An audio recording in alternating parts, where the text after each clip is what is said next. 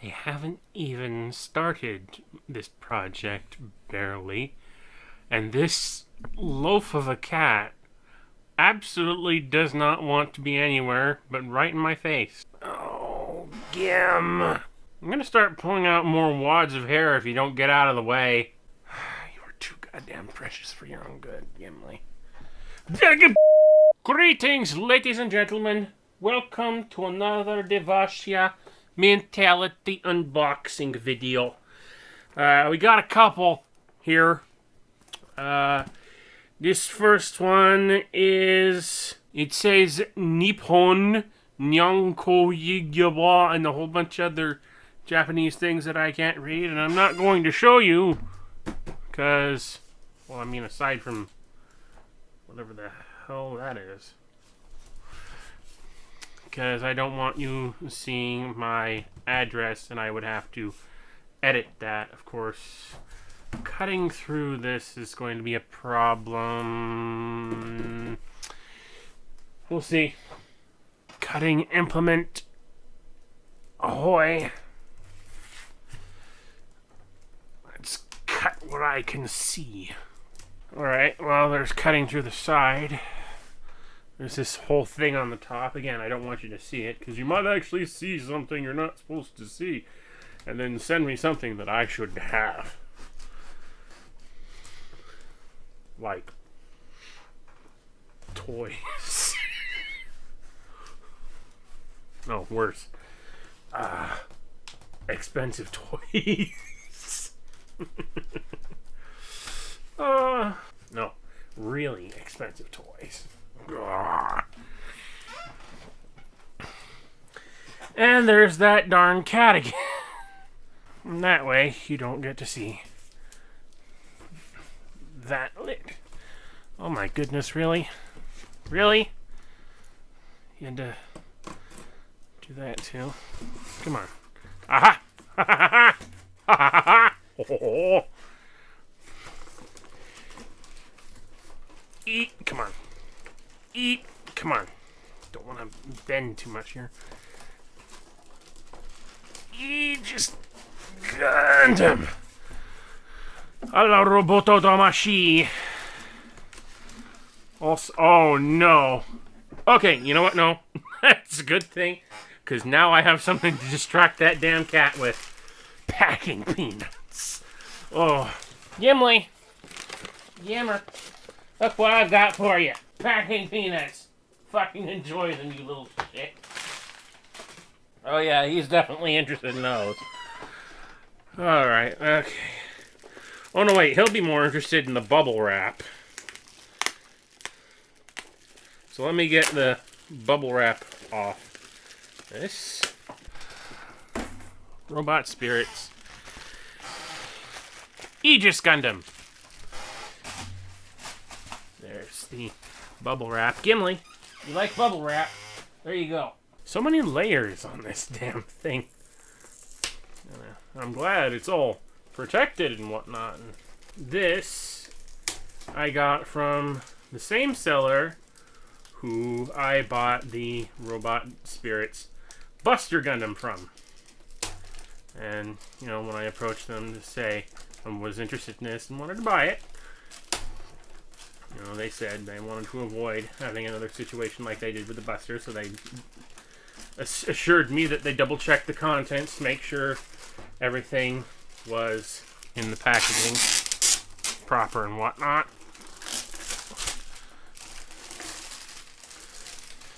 And then they were really freaking secure about this. A lot of this. God! Incident number 2 with the camera falling off the tripod because it's not actually secured to the tripod. But yes, Robot Damashi, Robot Spirit Side MS number 132 Aegis Gundam. This will be great. I even bubble wrap this just to be extra cautious. Yeah, display stand. Actually hard to tell. Actually, let me get this unwrapped off screen. Just to be sure. I was a little worried. I didn't feel the little bending arm thing in there, but both pieces of the stand are in here and secure. Crisis averted. Alright, now let's open this up and not let the contents spill out all over onto the floor. Oh, it even still has... Well, it's been taken off, but the protective plastic. Oh my god, the exposure. I turned down the exposure before. Why is it gone all... Why are you doing that? Let me turn down the gain. Okay. Let's get the figure out of the package. Ah, yes, the Aegis Gundam.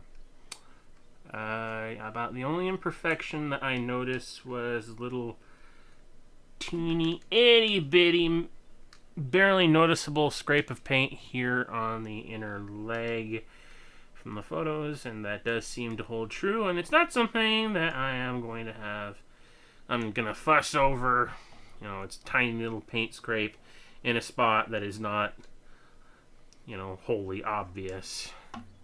But yeah, Aegis Gundam, one of the most awkward Gundam designs in the history of Gundam Seed. Well, maybe not the most, but you know, it was kind of interesting for its time because it was designed around this transforming into a mobile armor thing, and unfortunately, or fortunately maybe, I'm not sure, this figure does not actually transform.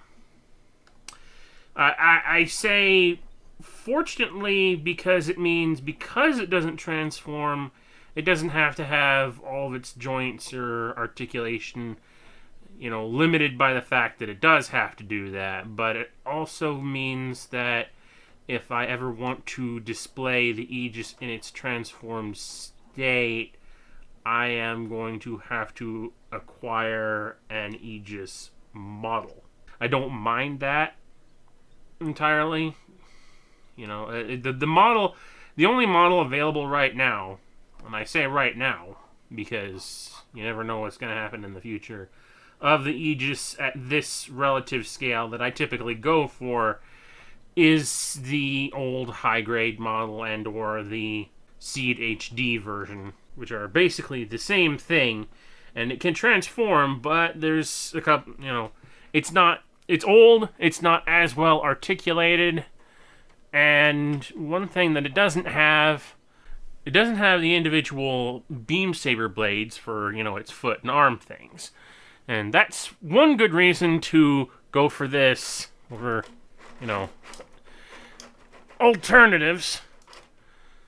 The backpack does not even come close to resembling any sort of backpack connection from previous Seed figures, so this backpack will only ever go on the Aegis. Granted, this backpack is mostly just stabilizer fins, and I'm not sure how much of this is thrusters or vents, because I think most of its thrusters are in these hip skirt things on the side. That's actually a holding hand. Does that mean one of these is the other fist? Yeah, there's the fist right there. And shield. The toll killer. Oh god. And you know, I'm you know, when I got this shield in Gundam Breaker 3 and I played with it a bit and I noticed that you could throw it, I didn't think about what it did when you threw it, because in Gundam Breaker 3, when you get the Aegis Gundam's shield, it has the ability to throw it, and any suit that it hits will be decapitated. And that is sad, but absolutely most humorous. Also, you know, one other thing about this Aegis that wouldn't have if it were transformed, or at least on the, it actually has a back skirt and it moves. Like the HG kit doesn't have a back skirt at all. Period. And of course, the midsection is one of the other things, because this midsection would have to work in some sort of transforming function, so it probably wouldn't do much, but seems to be doing fine. Nodding head and whatnot. But anyway, that is just the contents of one box, and I will fact with this a bit more soon, but I need to get this out of the way for box number 2.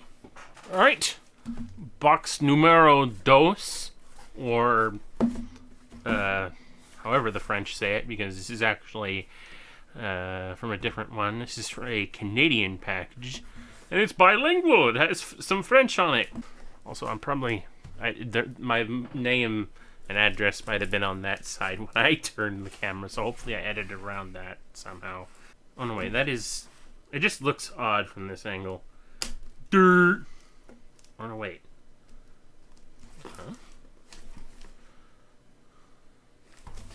I don't understand. I'll just keep cutting, and eventually, life will become simple. There's not an angle I can cut this at and show it on camera. Yeah, no, I can't cut this on camera. Why does every foreign person who sends me things have to send things in multiple layers of cardboard? And why are you making it difficult for me to film this without revealing my address? What in the world's with this package? Okay.